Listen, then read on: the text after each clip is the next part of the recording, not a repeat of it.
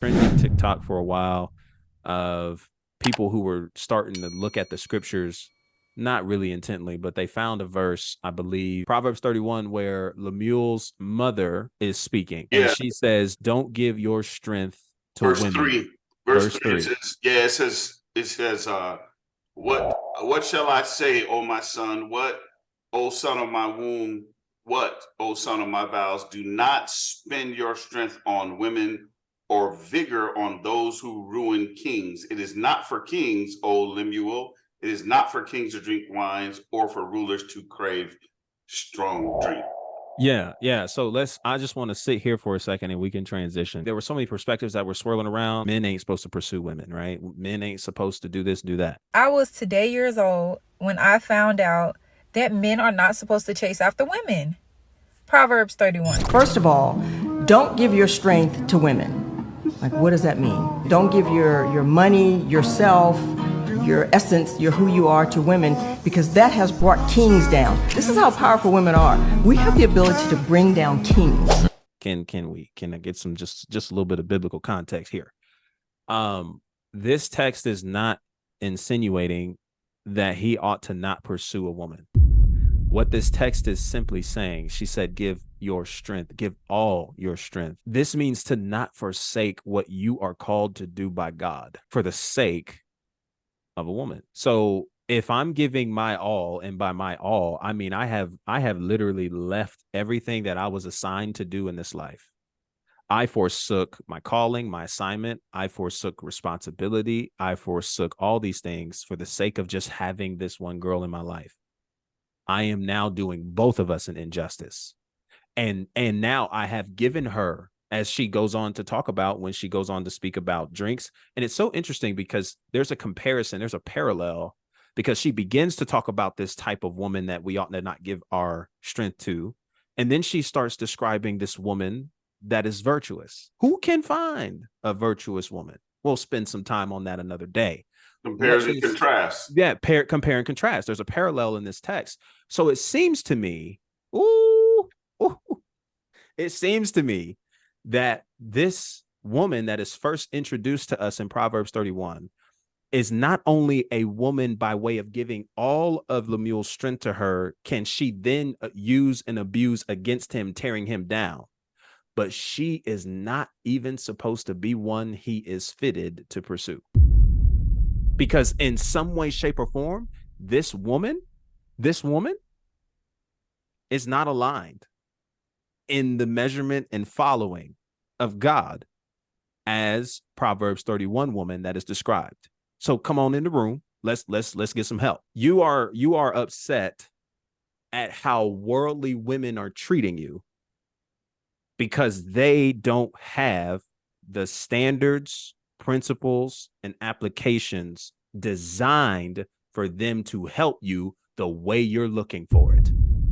Can I help you even further? It is possible that your perspective of what it means for a woman to help you is off because you aren't aligned in order, principle, and design, following after the path and way of God. So I know you want to exclude God from all of this, but God is necessary for all of this to go down.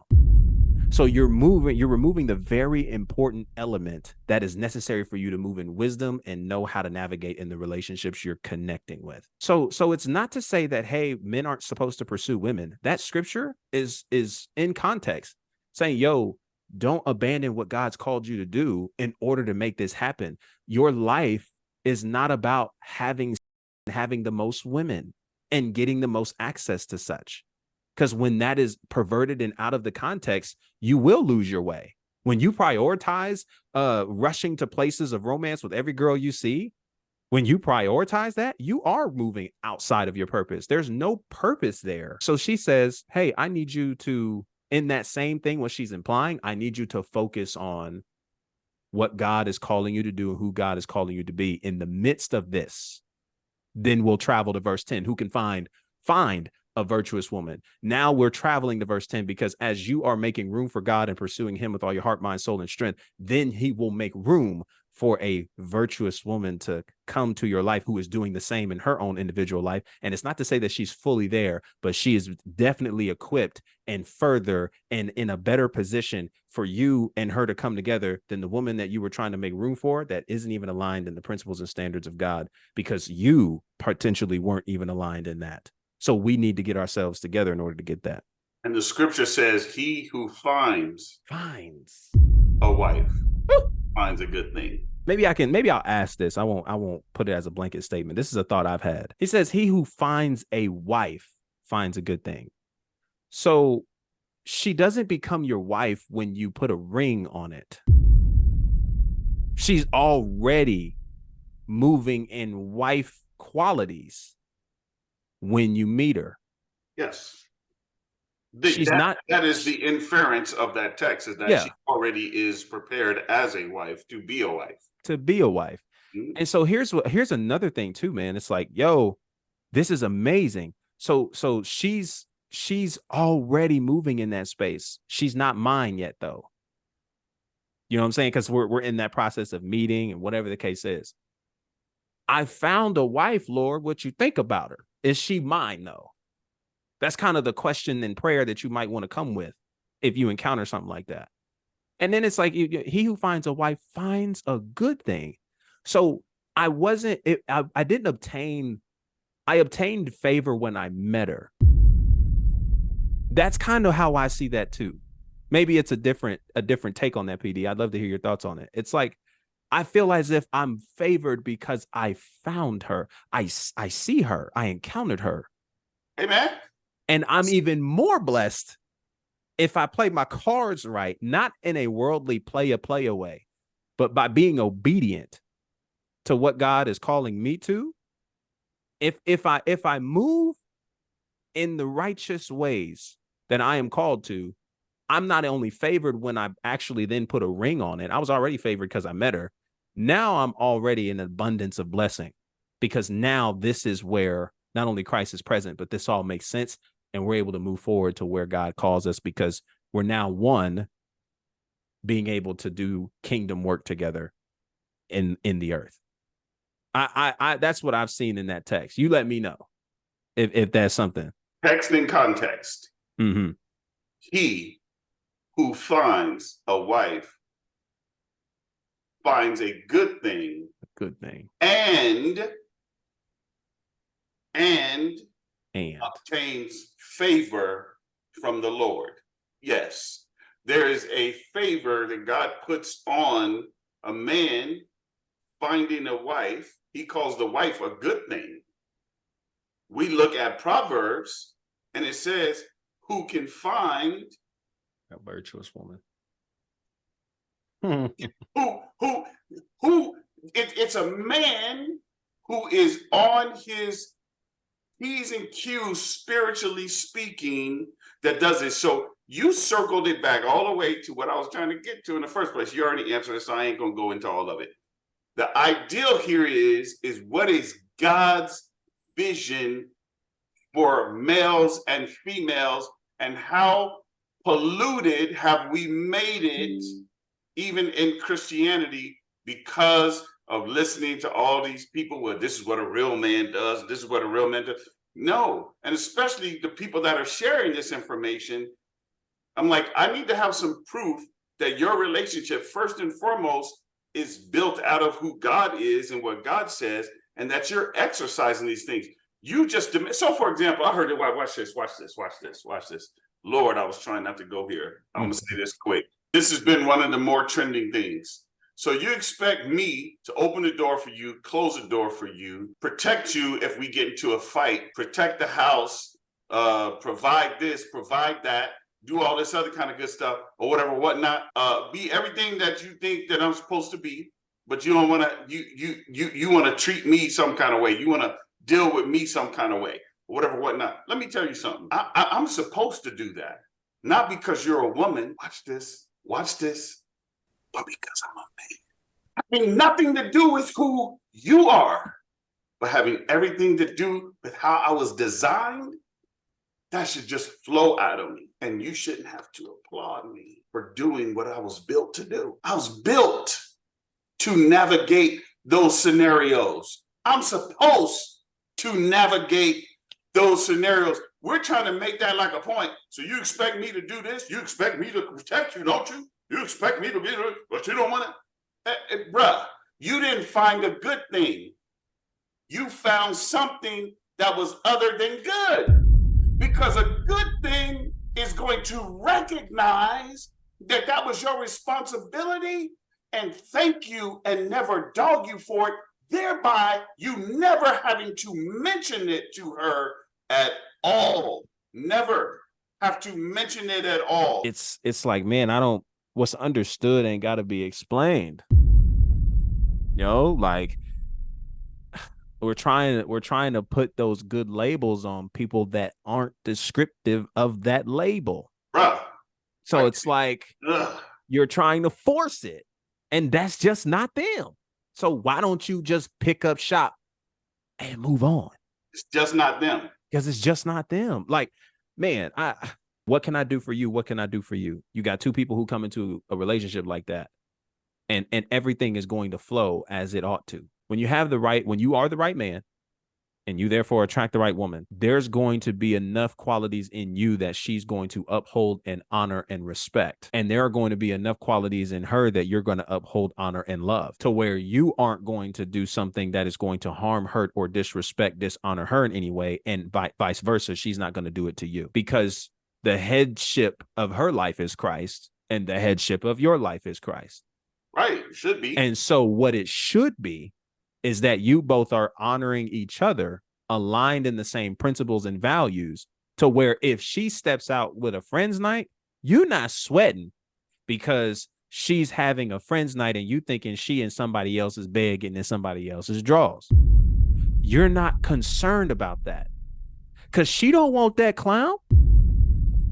She don't want that dude because she has everything she needs in you. Why does she say that? Why is that a thought? Because you are who you're supposed to be. You are who you need to be. You are the man of God that you were designed to be. Because it doesn't make sense for her to abandon who you're supposed to be and who you are, being the man of God and becoming more and more of that, because it's a menstrual cycle. Are you kidding me? Because we're trying to break down women into a science and say, hey, it's the first 14 days, she wants the alpha, but in the last 14 days, she wants the beta. You've got to be kidding me. And she wants to find 2 in 1, but so she can't, she's going to have 2 of one of each. Are you kidding me, man? Hypergamy, man, don't get me. I'm just saying there has to be, man, again, a standard by which we are deriving our manhood and how we navigate relationships. And because we have chosen to abandon that, look at where we're at. We're bickering and barking and arguing, and we got all these different definitions, and we got all these different standards that everybody is trying to find themselves, comparing themselves to, man. And my heart goes out to people who are in these spaces, because you just lack understanding that your wounds are what you're speaking from. And there's got to be something to do. You just got to do something about it. Listen, so I looked that up in my program. It says Proverbs 12:4, for a wife of noble character is her husband's crown. But a disgraceful wife is a decay to his bones. Genesis 2:18 says, it's not good for men to be alone, right? I will make him a suitable helper. Suitable. Stop putting the label good woman on a woman who doesn't possess the values of God. Now, I know we've had different conversations on here, and there could be some people that have some different thoughts and opinions than I do on here regarding this, and I'm totally fine with that. My stance is my stance though right now. You'll never go to the store to buy an apple and have it look like something other than an apple, and you be like, it got potential though, so I'm gonna buy it. I don't know. We do that with people though. They may have potential, but right now, I can't wife you in your potential, because now I'm supposed to be functioning in a way, you're supposed to be functioning in a way, and what we're trying to do is put this together, but it's distorted. Because again, like I opened up with, you haven't dealt with all those things. Trust me when I tell you, more people should spend more time being mentored, discipled, trained, built up with other people, both males and females, before they ever actually enter into a marriage relationship. It's just that serious and just that significant. I cannot tell you how stupid I was when I first got married. I can't tell you. I was just stupid. Everything was my wife's fault. Everything.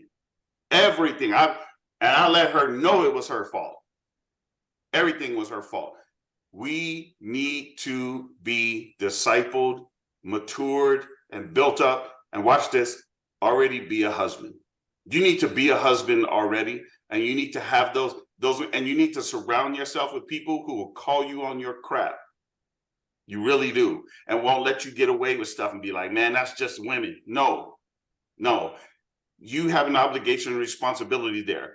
So if two people get married like we did, and they didn't get that training, whatever, yeah, you could potentially get there. Both people have to be willing to get there. There's a lot of dying that has to go on in that relationship. A lot of dying, a lot of self-sacrifice has to go on in that relationship in order for it to be well and to be healed. But if it doesn't happen like that, Grape, I can tell you right now, it's just going to be a full struggle for years, or those people end up in divorce court. Yeah. There's a statistic, man, that people are getting married at older ages now. It used to be around your age that you mentioned, 23, 22.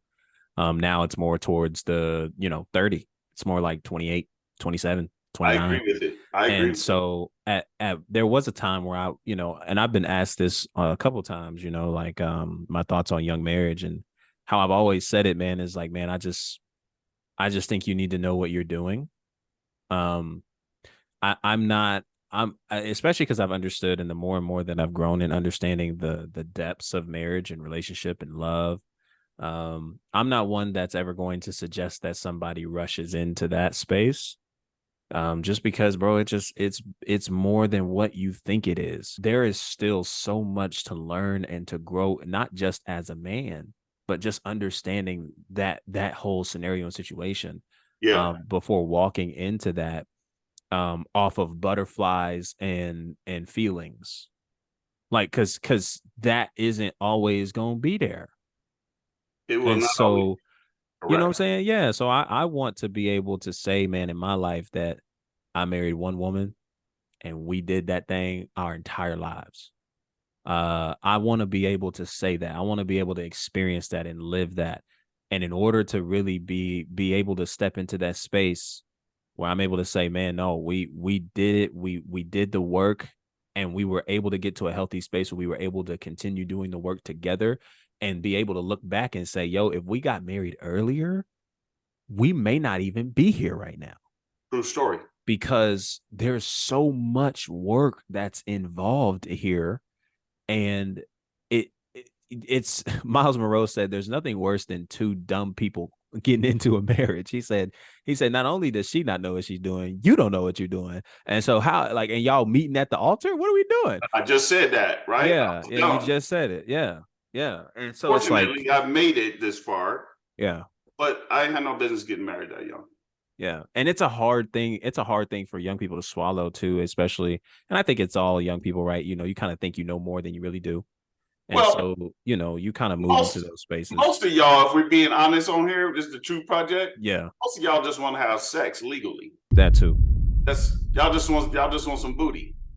Just call it what it is. You just want some booty. So you like, I gotta get married to her. But if you think your whole marriage is about getting some booty, you in trouble. You're gonna be highly disappointed. And I do mean highly disappointed. Let me say this real quick from the American commentary, because I got 14 commentaries, but this one was in here. This is what it said. Happiness is impossible without domestic tranquility. A wife is the anchor of that tranquility. Proverbs 31:10-31 is a description of a biblical ideal of a good wife, where Proverbs 18:22 declares that she is from the Lord. She is from the Lord, and that the wisest of men can choose a particular woman for the wrong reasons.